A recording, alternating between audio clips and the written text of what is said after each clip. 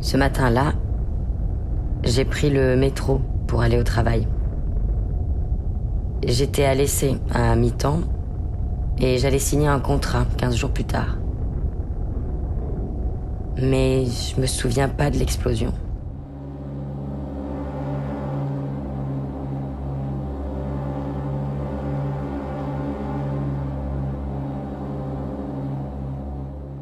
Alors Malbec, c'est un film qui fait le portrait de Sabine, une personne qui s'est réveillée un jour à l'hôpital avec des cicatrices partout sur le corps, les cheveux rasés et qui se demande ce qu'elle fait là. Et en fait, on lui explique qu'elle était survivante d'une explosion qui a eu lieu dans le métro à Bruxelles et qui était un attentat. C'est une tentative de la suivre dans cette quête de l'image manquante pour qu'elle essaye de retrouver ses souvenirs.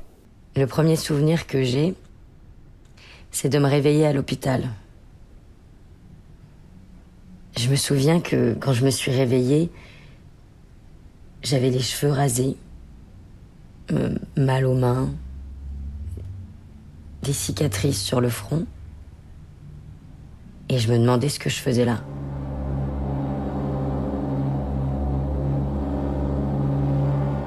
Alors moi, le cinéma, c'est d'abord une passion de cinéphile. J'avais envie d'écrire dessus, donc j'ai commencé plutôt par le journalisme et la critique. Et donc en faisant ça, je me suis retrouvé à 19 ans à Cannes pour un jury jeune. Ça m'a donné en fait envie d'aller plus loin et d'aller aussi explorer le cinéma par la pratique. Et donc j'ai plutôt commencé par le montage et par la suite j'ai aussi été dans une école flamande qui s'appelle Sint-Lucas, qui est plus une école d'art, donc qui approchait la vidéo sous un angle davantage plastique. Et ensuite encore, je fais une résidence qui s'appelle le Frénois, donc Studio National des Arts Contemporains. Le projet de Malbec, il a commencé avant les attentats du 22 mars. Et donc, quand il y a eu le 13 novembre, tous les médias se sont braqués sur ce quartier où ont habité les terroristes, qui est donc Molenbeek. Et il se trouve que Molenbeek, c'est là où j'habitais. Et je trouvais qu'il y avait un énorme décalage entre moi, ce que je vivais, et ce qui était montré par les médias. Et donc, j'avais commencé par poser ma caméra en fait, sur la place principale, en prenant un cadre qui était inspiré d'une carte postale. Et rien que par le fait de poser ma caméra à cet endroit-là, plein de gens venaient me parler.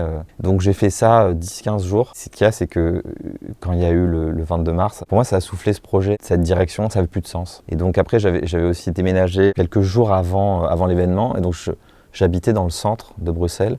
Et c'est là où il y avait tous les camions régie, toutes les caméras. Et ce qui avait de très étonnant, c'est qu'ils étaient placés devant la place de la Bourse.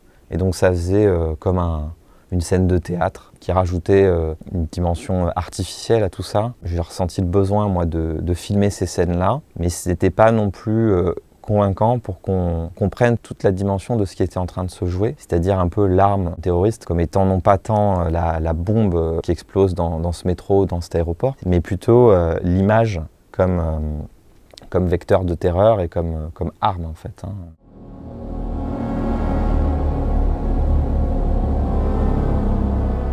L'amnésie de ce type d'événement, c'était la première fois que j'entendais ça. Il y avait quelque chose dans ce récit qui pour moi me paraissait à l'endroit exact de ce que pouvait faire le cinéma, c'est-à-dire de tenter de représenter non pas une réalité objective, mais plutôt de représenter cette vision fragmentée.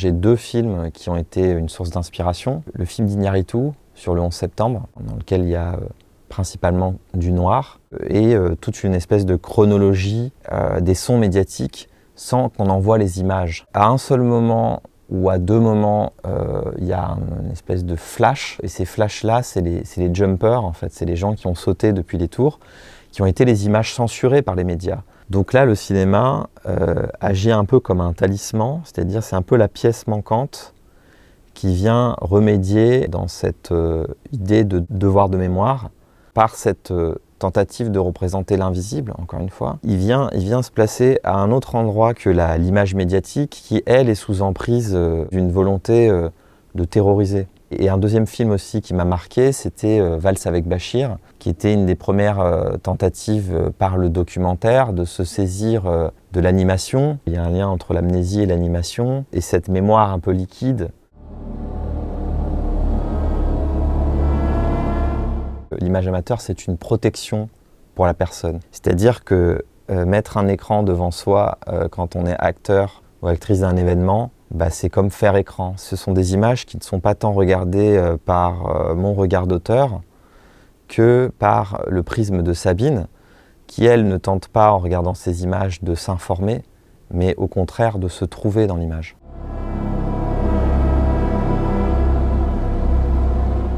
Très vite, on s'est rapproché de l'esthétique de la fragmentation. Cette bombe n'explose pas que des corps, mais explose aussi nos images mentales, nos souvenirs. Pour faire ces images-là, il a fallu qu'on photographie tous les lieux et qu'on les reconstruise par des logiciels 3D, plutôt que de regrouper les points qui permettent, les coordonnées qui permettent de mapper cet espace. On l'a justement laissé à l'état de points. C'était aussi une manière de rappeler ces cendres en fait. Et l'idée de fragmentation, elle se dédouble par le montage qui mixe des images d'archives et cette animation. Et en même temps, on a aussi dans la bande sonore, on a essayé de le créer sous forme de partition sonore en gardant des traces des lieux. Dans les métros bruxellois, il y a souvent une musique classique qui pour moi avait une espèce d'ironie tragique de continuer son chemin comme si de rien n'était, alors que des corps gisent au sol.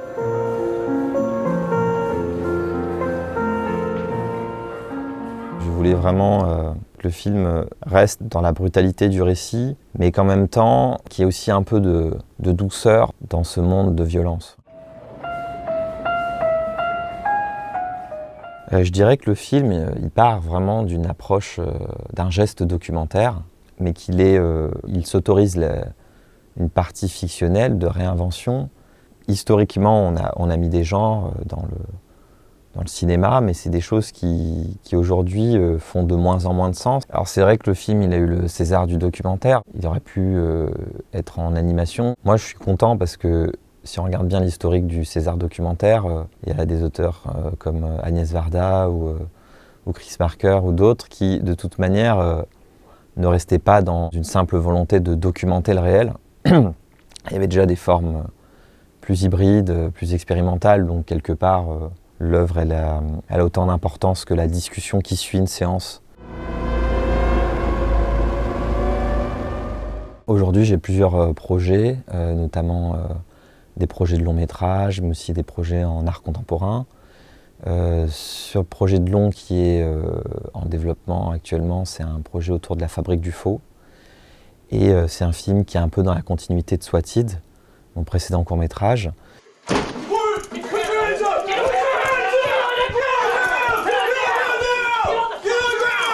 The swatter was on that phone call to the cops for about 45 minutes.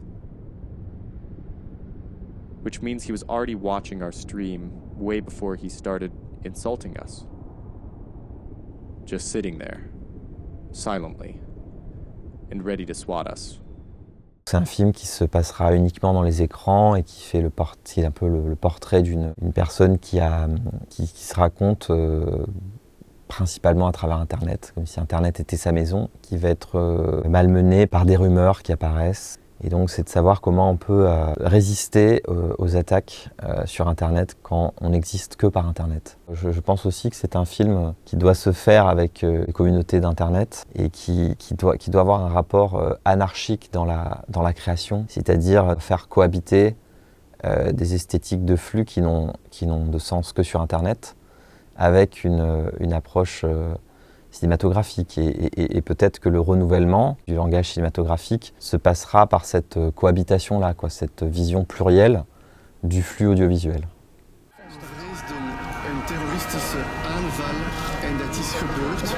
L'attentato dell'ISIS all'aeroporto alla metropolitana che ha provocato 31 morti e 250 feriti.